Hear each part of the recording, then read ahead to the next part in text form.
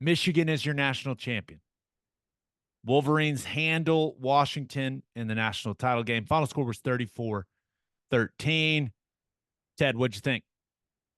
I thought it was a good game. I thought it was a better game than maybe people are giving it credit for. It, just like a side rant, I get annoyed whenever you watch a big game and like maybe it's not the epic back and forth that you expected. It plays out in a different way, that all of a sudden there's like a backlash about how a team got there and what we're left with. And I thought it was a better football game than that. Now, Michigan showed that they were the best team in college football. A total team, offense, defense, special teams, really, really, really well played game on both sides of the ball. And Washington was just never able to get Michigan out of their comfort zone. It started off, we talked about it. Like, if you really want to get Michigan uncomfortable, you got to play well early, get out to maybe a lead, and force them to get a little more aggressive than they typically are. But the way they ran the ball early against Washington, had some of those explosive runs, got a lead, they just settled into their MO. They settled into what they've always done. And it's just they just choke you out. As the game goes on, they see everything that you have to offer. They get better and better at defending it. As the game goes on, you got less and less room to work. Your offense becomes more and more limited because you're running out of time and you got to get aggressive. You become very predictable, and they continue to constrict and constrict and constrict. I thought it was really, really well done by Michigan. Washington needed Penix to be special. They needed that passing game to look like it did against Texas. And not only was he not special, Michigan made Penix look ordinary. And then towards the end, made him look like he was not going to be Just able the to guy. continue. Yeah, like they needed to check his organs. Yeah.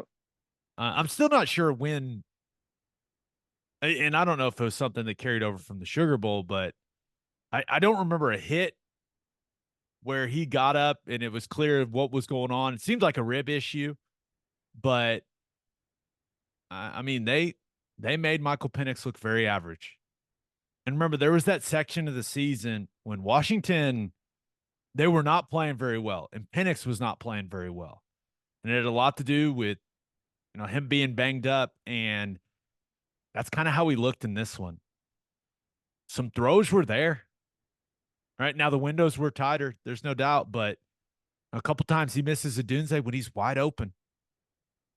And I know Adunze took blame for especially the fourth down one after the game, but they did not have the type of day they needed to have in the passing game to beat Michigan. And those first three drives from Michigan, that's about as impressive as it gets. You talk Wow. about setting the tone for a football game, Ted. Goodness. Yeah. Running the football. What did you see from a run fit standpoint from Washington in those three drives? Their run fits were a disaster early. Well, a lot of it is, if a guy gets beat, gets reached, gets, doubled out of a gap, it makes everything look bad. And I think most of it was just exactly that. Guys needing to get to a gap and not able to get there. And if you're not able to get there, it just, and it opens up on you. And, a lot of times you can look at some of that and say, oh, it's a missed tackle. But I'm just telling you right now, when you go up to make a tackle on a really good running back and the hole is doing this, it feels like it's you and him on the football field and there's nobody else out there. It's not easy to do. Now, whenever you got everything condensed and you've built a wall where there's not different levels and the gap is a man wide, 2 men wide, and you can come in and have some leverage and square somebody up where they've got nowhere to escape to, that's a totally different story. And it was just they were doing a really good job of making it just go like this. And it makes those tackles very, very difficult. And you got a really good running back in Corum who kind of knows how to set it up and knows how to really stress the free tackler coming up to make a play. But Then Edwards looked fast. Yeah, Those first couple runs, I mean, he looked, and it looked to me they were just running duo, and Washington didn't know exactly how to fit it because they were just moving them off the ball.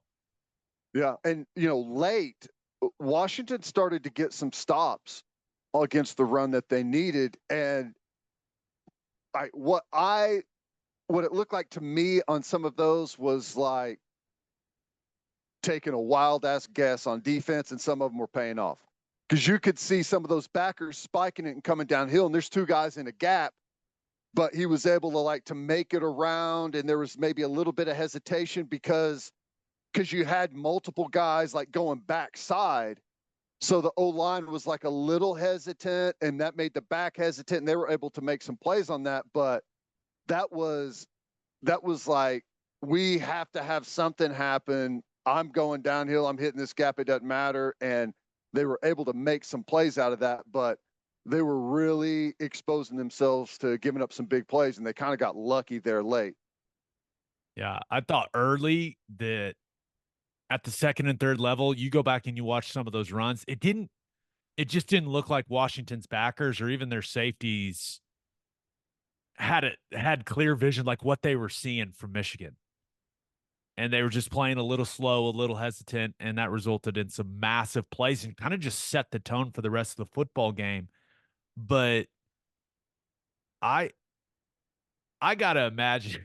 Can you imagine what Texas players were thinking watching that game? Like, hey, where was this guy missing all these throws? I mean, he was incredible against Texas in the Sugar Bowl with some of the throws that he had. And then he couldn't. I mean, he was just missing some of those throws. Now, Michigan's defense deserves a lot of credit. They were by far the best unit on the field. I mean, it wasn't even close. Well, and they made Penix really uncomfortable. But man, he didn't have it. Yeah, really good zone defense on television makes the quarterback look bad. Really good man coverage makes the defense look really good, right? Because you see guys that are right there competing for balls, right? They're tight coverage, slapping balls away. But really good zone coverage, you see errant throws.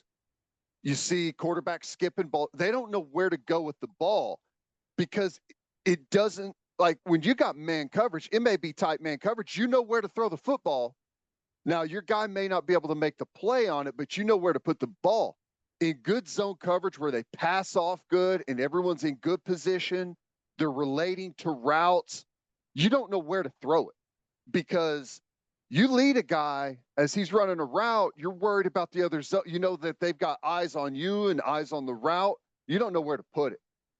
And you combine that with a rush that wasn't always getting to him, but he was definitely aware of it. You combine those 2 things and it can make a quarterback look really bad really quickly. And on television, it looks like what he's off. What's he doing?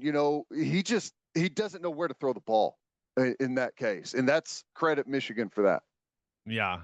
And on the other side of things, it's not like JJ McCarthy had some transcendent performance. Yeah. And that's what makes what Michigan did so impressive to me. This isn't some high flying like RPO based offense. It's a pro style attack that's got balance. They get in the huddle. They switch up personnel groupings all the time. Like their operation feels professional to me. Yeah, it feels like I've been I've been slamming my face into the table for years saying that more people should do is what it feels like. And they've recruited solidly, but it's not like they've had top 5 class after top 5 class. They've recruited at a decently high level, right? The top 10 to top 15 level, and they've developed guys. It's clear to me they have one of the best strength and conditioning programs in the country. It's obvious when you watch them play Yeah. because the level of physicality that football team's got, not only at the line of scrimmage, but at the skill spots. Like, they've done a really good job. The culture, is weird as Harbaugh is, and he recruited me. He was the head coach at Stanford. He recruited me. The guy is so bizarre, but they've built a great culture. And I know this title, it will never be discussed without talking about Connor Stallions and the sign stealing and all that. And I understand that. But from their players' perspective, the fact that they were able to deal with all of that, right? Remember that the cheating was not instigated by the players, okay?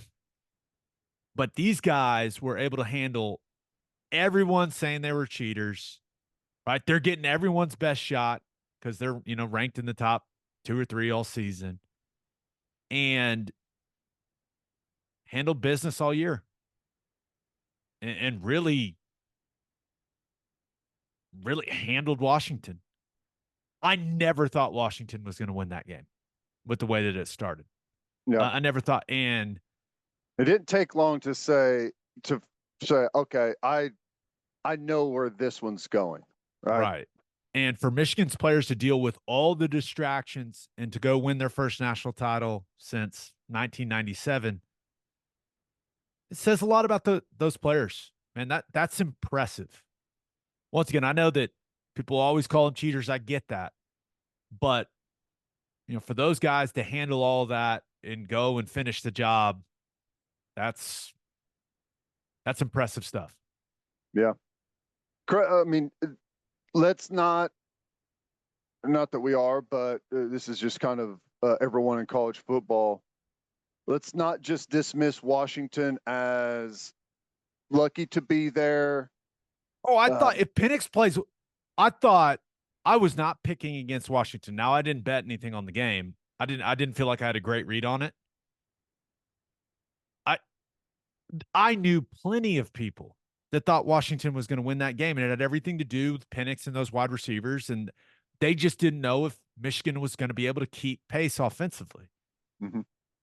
Yeah. I don't think anyone should say anything negative about Washington. Like, yeah, they deserve to be there. There is just no debating that in my mind. Yeah. And it's interesting to see where these two teams are next year, right? I mean, Washington clearly is going to be losing some great players. They historically have not been able to replace at the level of some other schools. We'll see how that goes. I think they're coached really well, obviously. Michigan, they're gonna be who they are, but we don't know who their head coach is going to be. And you can say what you want about Harbaugh. All of his teams have always been the same. When you go back to Stanford, line of scrimmage team, heavy run, traditional run, physical run game. Had a great quarterback that could do a lot on top of that, but built the same. You go back and look at the San Francisco 49ers when he was there. Physical as hell in the run game. That's what they really hung their hat on. Great defense. His formula works. Took Michigan a while to get there. He got away from it a little bit. Remember, who was it? Josh Gaddis, kind of the RPO system. They tried to open it up a little bit, but to his credit, and it took him a little bit, he said, "We're going back to my way of doing things." Mm-hmm. And surrounded himself with the staff that was buying into that form of offense, and it clearly has worked very, very well these last 3 seasons. Yeah. It's not gimmicky. It's not gimmicky. It's about development. It's about weight room. It's about physicality, and it's impressive. No doubt. The only other thing on that game, credit to Michigan's fan base. Washington was struggling with the noise in that stadium.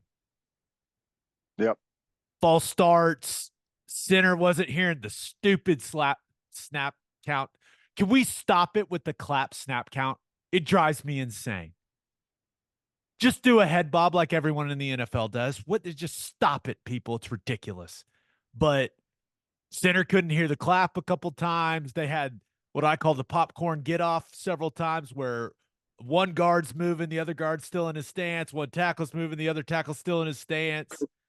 It's I just like they struggled with the amount of noise that Michigan fans were making in NRG, and that had an impact on the game. But now that Michigan's won it all, the questions are, what happens next with Harbaugh?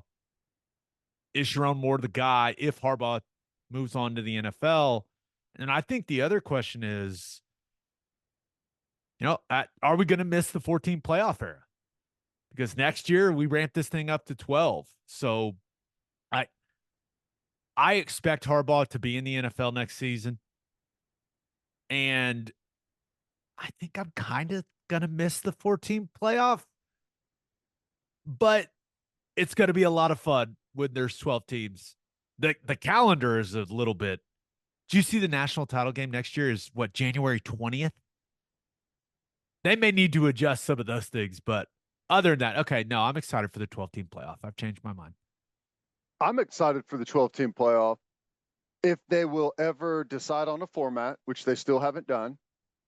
And well, it's not a big deal. It's not like it's next season or anything. Yeah, we'll get there eventually. I'm excited about the thing I like the most about it is the home playoff, first round. But if I know anything about college football, I know that they will take whatever is best about the 12-team playoff and ruin it. Like they'll take all of the good ideas and stomp them out because of money and because of networks, and not ever give one thought to what the people that watch the sport and that actually end up paying for it, that move the needle, never care what they think about it at all. So we'll see how they can take a great idea and ruin it. I'll be just on pins and needles waiting to see what they do. Can't wait. If you had to guess, where do you think Harbaugh ends up? LA? Gosh. He does not seem his style is so like anti-LA. It's hard to envision that. I'm not sure, honestly. I'm not sure. And I think there's going to be some interesting jobs continue to open up here pretty quickly. So I don't know. He really fits New England. Harbaugh or Vrabel? Don't know. An interesting situation there. Fit Tennessee too. We'll see.